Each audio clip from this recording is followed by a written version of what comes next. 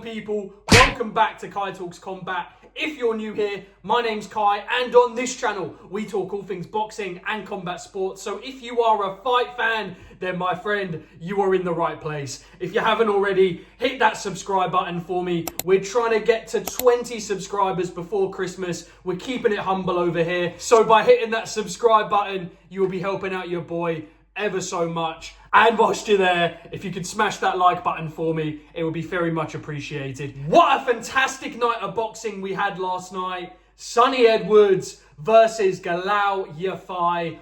What a performance from Galal. Absolutely ice cold demolition job. It really was. Today, we're going to be reviewing the card, starting with that main event, and then going through some of the other fights that featured on the undercard and the before the bell. So without further ado, let's get into it. We have got to start with that main event. Before the fight, I made a YouTube short prediction on who I thought would win. And I have to admit, I got it completely and utterly wrong. I had actually picked Sonny Edwards to win the fight in what I thought would still be a difficult fight. I knew going into the fight that Galal had a supreme amateur pedigree, a former Olympic gold medalist, had defeated a ton of credible world level opponents in the amateurs. But when it came to that professional world level stage, Galal coming into this was 8-0 as a pro, and Sonny Edwards was 21-0,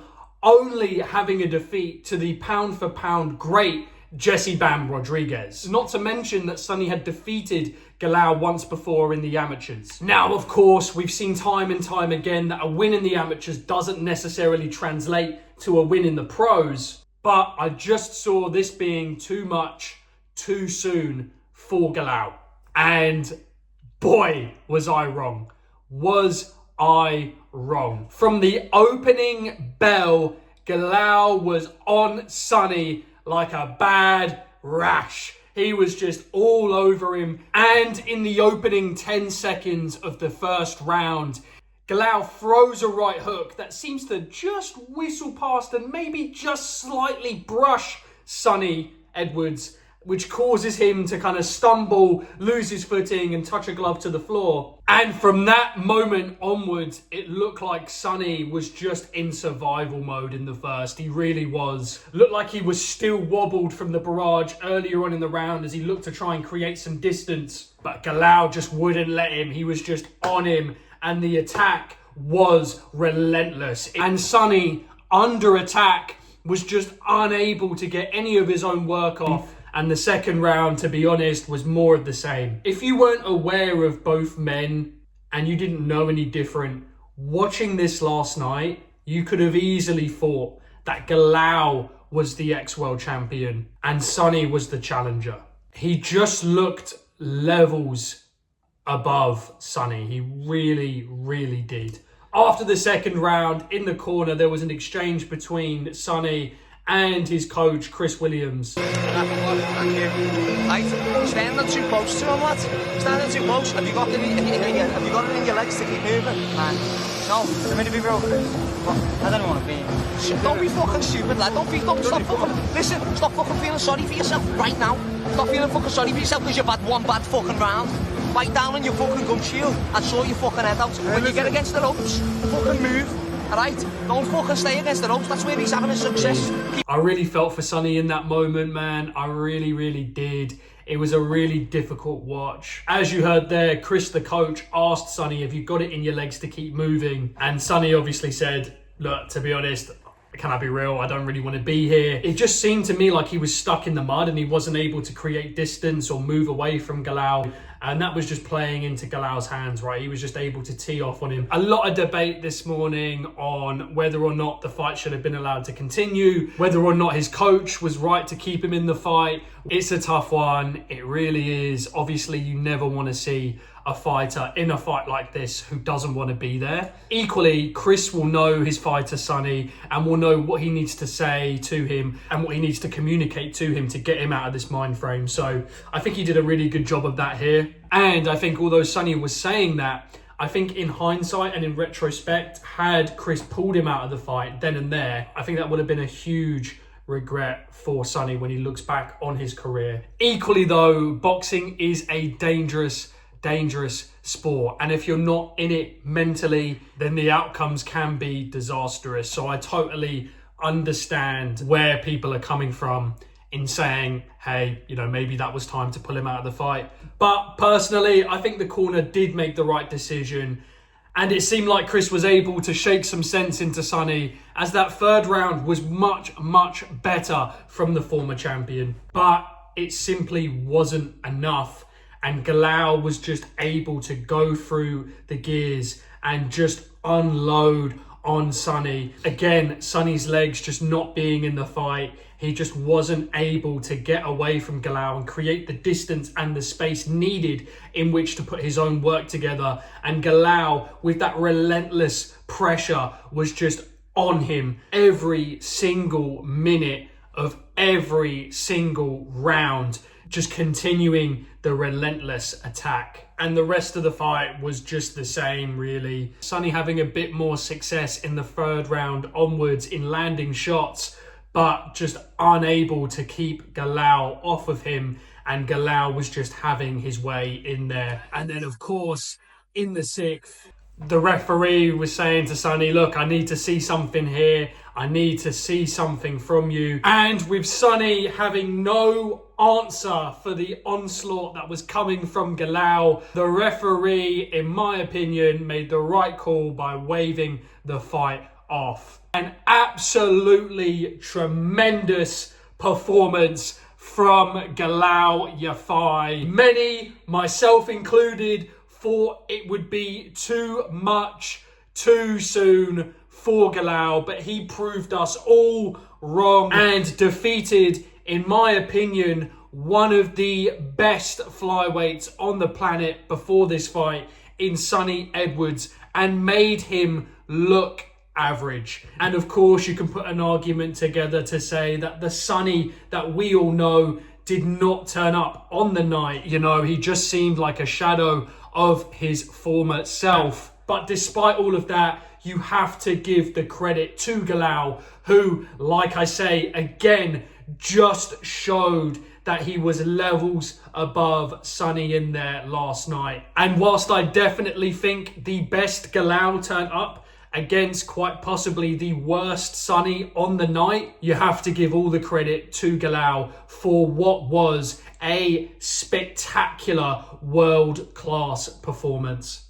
And I think last night we witnessed a pivotal moment in the career of a man who is destined to become a future flyweight king. Want to see him pursuing belts at that weight moving forward. And I, for one, am very excited to witness what Galal does next. As for Sonny, in the ring, as we know, he announced his retirement, stating the following. What went wrong this evening?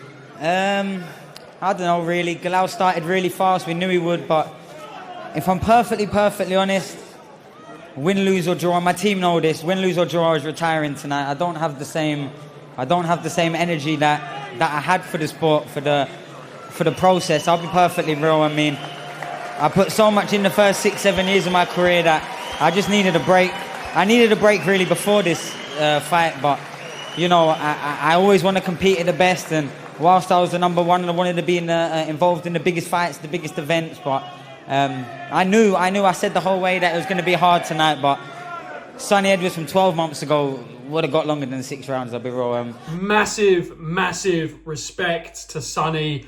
What a career that man has had. Still only 28 and has already achieved so much as a former world champion. He really has been a massive servant to British boxing and bringing the attention and life back into the flyweight division by just being such a great personality in and outside of the ring. Huge respect to Sonny Edwards in making that decision, which of course is no easy decision to make. But as he said, when the fire is no longer there, then that is the time to call it a day. And as a fan of Sonny's, whilst that's gutting to hear, you love to see a fighter walking away on their own terms with their head held high like this, man. So big respect to Sonny. I'm sure this is not the last that we will see of him in the sport of boxing, as I'm sure he'll have a massive career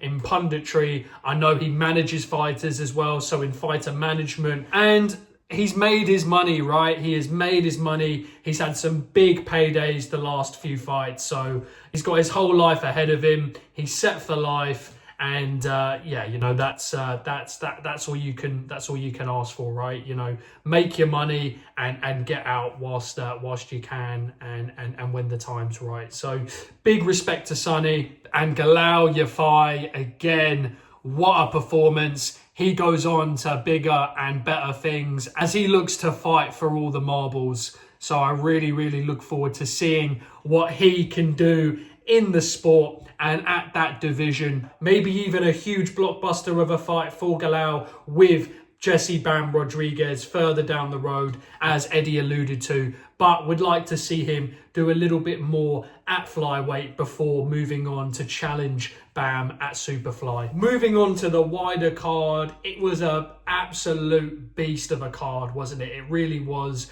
Lots of criticism towards Matchroom from the boxing fans and fraternity around them not really giving the British fans very many big domestic nights of boxing on UK soil. And last night they delivered to that call, and so much more, with some fantastic fights on that undercard, some incredible talent and some huge British prospects on the card. Ibrahim Solomon advanced to 6-0 with a second round knockout of his opponent. This kid is a serious prospect, ladies and gentlemen. He is the real deal, and I'm very excited to watch what he does in the sport. 2 months ago, in his last outing, of course, he suffered a serious cut above the right eye. So there was a lot of talk going into this of whether or not that would be an issue for this fight.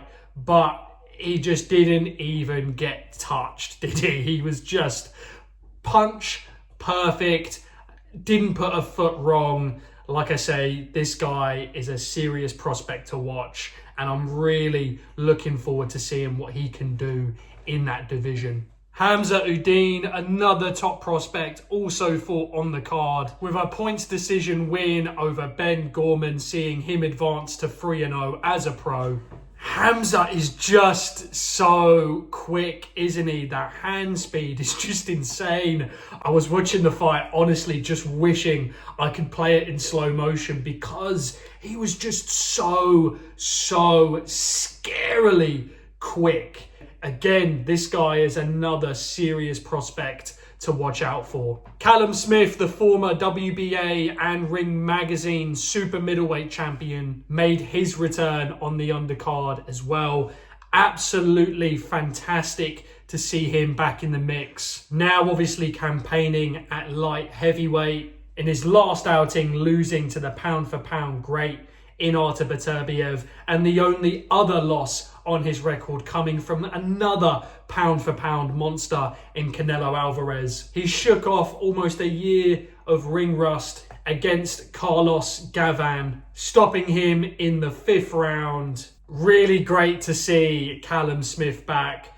Like I say, just a very quick review today. Of course, there were a number of other fights that we've not talked about, but just wanted to do a quick kind of run through and a quick kind of highlight review of the main event and the undercard and some of the prelims there as well. That is all for today, guys. If you haven't already, smash that like button and hit subscribe for your boy. It helps the channel grow and just does your boy a huge favor. Let me know your thoughts in the comment section below. I'm also very active over on Instagram, so come and see us over there and drop us a follow on @KaiTalksCombat. That's it for today, and I will catch you guys on the next one.